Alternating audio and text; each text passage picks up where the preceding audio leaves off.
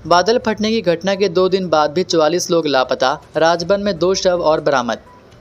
हिमाचल प्रदेश में 6 जगह बादल फटने की घटना के 2 दिन बाद भी 44 लोग लापता हैं। रामपुर के समेज में 36 लोग अभी लापता हैं। राजबन में 3, बागीपुल में 5 लोग अभी लापता हैं। मंडी के राजबन में 3 दिन पहले बादल फटने की घटना के बाद शनिवार को 2 शव और बरामद किए गए। यहाँ अब तक 7 शव मिल चुके हैं।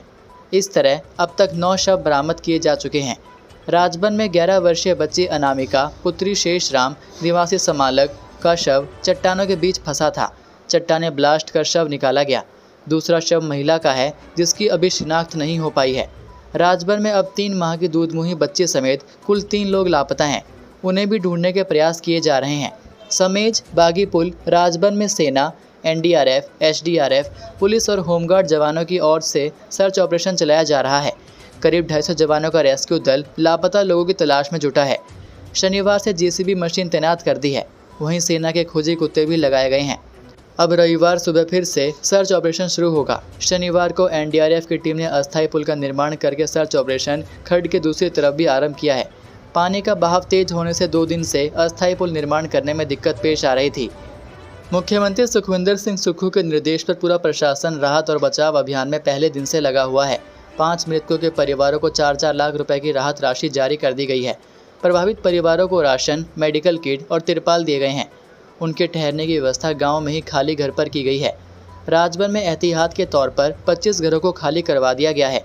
इन घरों में रहने वाले लोगों के ठहरने की व्यवस्था गांव में ही खाली घरों में की गई है।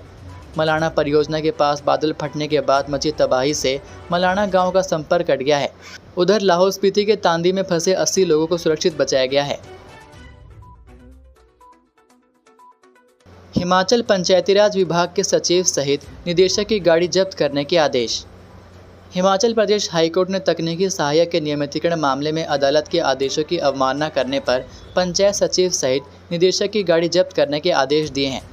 अदालत ने अपने आदेशों में पंचायत में कार्यरत तकनीकी सहायक को नियमित करने के आदेश दिए थे। विभाग ने हाईकोर्ट के आदेशों की अनुपालना करने से मना कर दिया। न्यायाधीश ज्योत्सना रिवाल दुआ की अदालत ने सख्त टिप्पणी करते हुए ये आदेश दिए हैं। अदालत में पंचायतीराज विभाग की ओर से कहा गया कि तकनीकी सहायक जिला कैडर में आते हैं।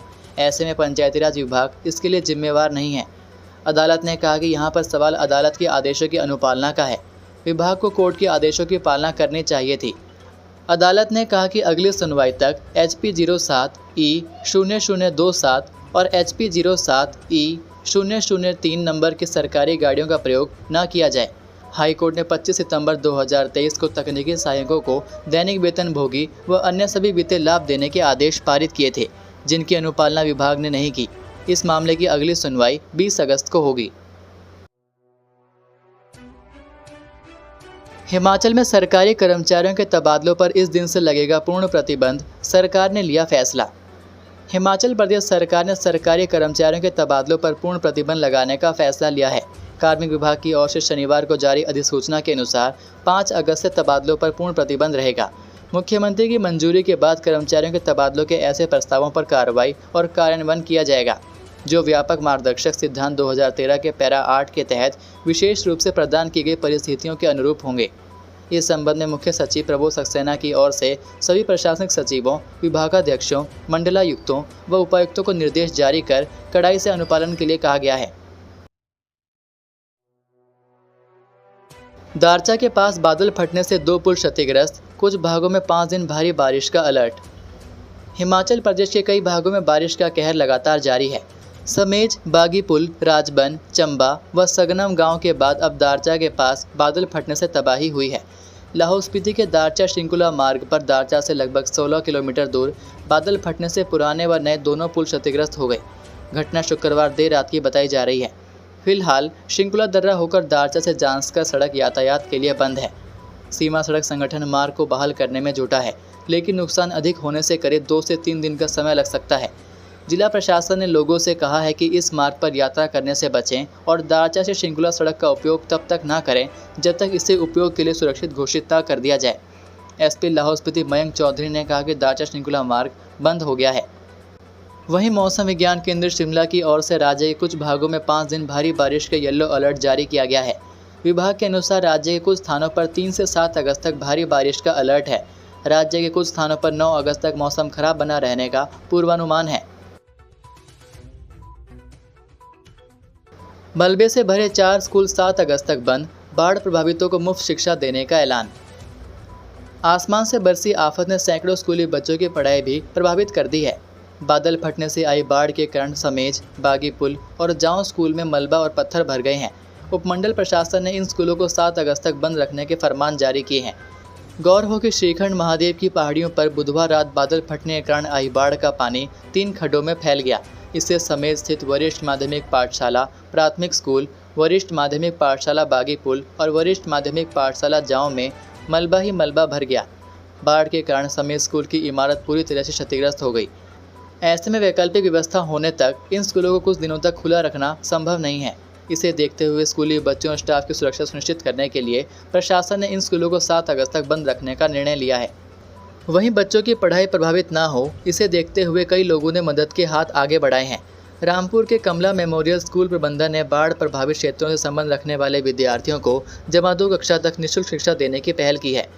कमला मेमोरियल पब्लिक स्कूल रामपुर की प्रबंधक नीना शर्मा ने बताया कि प्रभावितों के साथ उनकी संवेदना है, इसलिए स्कूल कमेटी के साथ मिलकर उन्होंने प्रभावितों को 12वीं कक्षा तक वर्दी, किताबें और जहां स्कूल बसें जाती हैं उन क्षेत्रों के विद्यार्थियों को निःशुल्क शिक्षा देने का निर्णय लिया है। प्रभावित क्षेत्र के इच्छुक अभिभावक ज्यूरी और रामपुर से स्कूल में आकर अधिक जानकारी प्राप्त कर सकते हैं।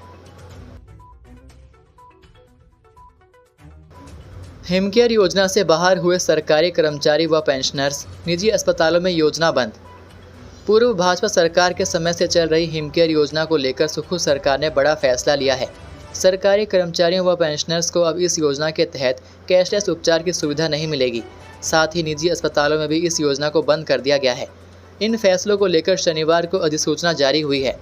इसके अनुसार 1 सितंबर 2024 से निजी अस्पतालों की हिमाचल स्वास्थ्य देखभाल योजना से संबद्धता खत्म कर दी गई है और अब निजी अस्पतालों में हिमकेयर के कार्ड नहीं चलेंगे। अधिसूचना में यह भी कहा गया है कि सरकारी सेवारत और सेवानिवृत्त अधिकारियों को इस योजना से तत्काल प्रभाव से बाहर कर दिया गया है। मुख्यमंत्री हिमाचल स्वास्थ्य देखभाल योजना हिमकेयर की शुरुआत पूर्व भाजपा सरकार में तत्कालीन मुख्यमंत्री जयराम ठाकुर ने वर्ष 2018 में की थी। इस योजना के तहत पात्र परिवारों को स्वास्थ्य बीमा कवर प्रदान किया गया था, जिससे अस्पताल में भर्ती होने और चिकित्सा सेवाओं के लिए आर्थिक सहायता मिलती थी। ईडी के मुताबिक जांच के दौरान 373 फर्जी आयुष्मान कार्डों की पहचान की गई है, जिनमें उक्त आयुष्मान कार्ड लाभार्थियों को दिए गए उपचार के नाम पर सरकार से लगभग 40,68,000 रुपये का दावा किया गया था। जब्त किए गए दस्तावेजों में 23,000 मरीजों के लिए 21 करोड़ रुपये का संदिग्ध लेन देन सामने आया है। 27 घंटों की कड़ी मशक्कत के बाद खुला पंडोह डैम का 2 नंबर गेट। 27 घंटों की कड़ी मशक्कत के बाद पंडोह डैम के जाम हुए 2 में से एक गेट को खोलने में बीबीएमबी प्रबंधन को सफलता मिल गई है। गेट नंबर 2 को शाम करीब 7 बजे कड़ी मशक्कत के बाद खोला जा सका। आपको बता दें कि पंडोह डैम के 5 में से 2 गेट भारी मात्रा में सिल्ट जमा हो जाने के कारण जाम हो गए थे। जब प्रबंधन को इस बात का पता चला तो उनके हाथ पैर फूल गए। चंडीगढ़ से बीबीएमबी के चेयरमैन मनोज त्रिपाठी भी मौके पर पहुंचे और सारी स्थिति का जायजा लिया। शुक्रवार शाम 4 बजे से डैम के गेट खोलने को लेकर जो मशक्कत चली थी वो शनिवार शाम को 7 बजे जाकर पूरी हुई।